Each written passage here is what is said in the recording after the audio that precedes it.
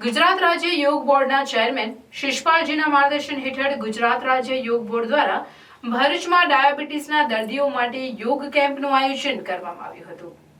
14મી November એટલે વિશ્વ diabetes દિવસ। આ દિવસે સર હેડ્રિક બેન્ટિંગ અને ચાર્લ્સ બેસ્ટ મળીને દુનિયાને ઇન્સ્યુલિનની શોધ કરી આપી હતી। આ માટે આ દિવસ વિશ્વ ડાયાબિટીસ દિવસ તરીકે ઉજવીએ છીએ। ગુજરાત ડાયાબિટીસની રાજધાની થઈ ચૂક્યું છે। ગુજરાત માટે ખૂબ ગંભીર બાબત છે।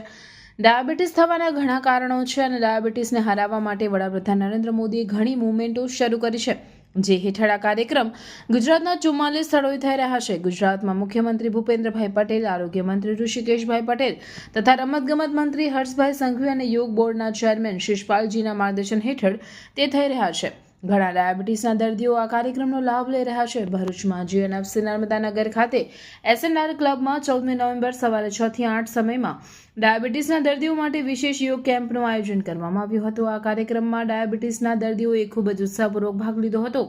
તેમનું મેડિકલ ચેકઅપ મેડિકલ ઓફિસર અશોકભાઈ પ્રભાત અને તેમની ટીમ દ્વારા કરવામાં આવ્યું હતું। આ કાર્યક્રમ 14 થી 28 નવેમ્બર સુધી ચાલવાનો છે। આ કાર્યક્રમમાં મુખ્ય મહેમાન તરીકે ડીએસડીઓ રાજનસિંહ ગોહિલ, એસએનઆર ક્લબના પ્રેસિડેન્ટ અને જનરલ મેનેજર પંકજભાઈ પુરોહિત, પિયુષભાઈ માંકડ, યાકેશભાઈ પ્રજાપતિ, એન્જિનિયરિંગ કોલેજના એચઓડી વિશાલભાઈ દોશી વિશેષ ઉપસ્થિતિ ઉત્સાહવર્ધક બની રહી હતી। આ કાર્યક્રમનું સમગ્ર સંકલન ગુજરાત રાજ્ય બોર્ડ કોર્ડિનેટર ભાવિનીબેન ઠાકર અને યોગ ટ્રેનરની ટીમ દ્વારા કરવામાં આવ્યું હતું।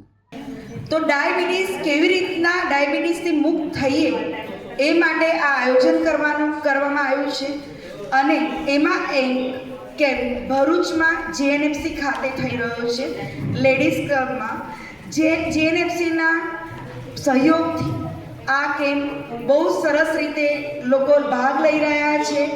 અત્યારે પહેલા દિવસે એમનો ટેસ્ટ થઈ રહ્યો છે અને છેલ્લા દિવસે પણ ટેસ્ટ થવાનો છે અને બધા લોકોમાં ખૂબ જ ઉત્સાહ છે અને બધા 6 વાગે 5:45 બધા આવી ગયા હતા અને 6 વાગે આપણી શિબિર ચાલુ થઈ ગઈ હતી।